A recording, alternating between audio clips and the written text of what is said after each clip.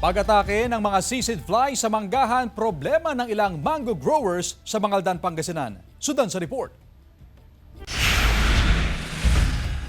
Tinatamaan na rin ng seed fly o kurikong ang ilang taniman ng mangga sa Mangaldan, Pangasinan. Sa monitoring ng Mangaldan Municipal Agriculture Office, nasa 10% ng manggahan sa bayan ang naapektuhan ng kurikong. Bunsod daw ito ng pabago-bagong panahon. Itong epekto ng malamig na panahon ay kailangan daw na properly monitored and proper management para po hindi maapektuhan ng itong sisig fly or the word kurikong na umaatake sa ating mga manggahan.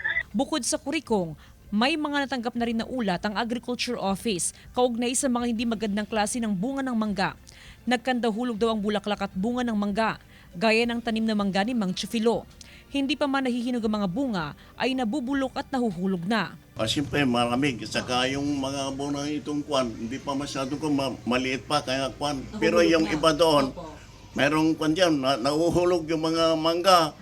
Patuloy ang monitoring ng Agriculture Office sa mga manggahan sa Mangaldan.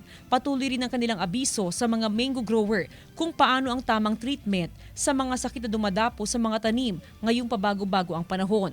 Sa kabila ng pagtama ng kurikong sa ilang manggahan sa bayan, umaasa ang Mango Growers Association at Agriculture Office na hindi maapektuhan ang supply ng mangga sa bayan. Kasama si Jing Dakanay, Jasmine Gabriel Galban, One North Central Luzon.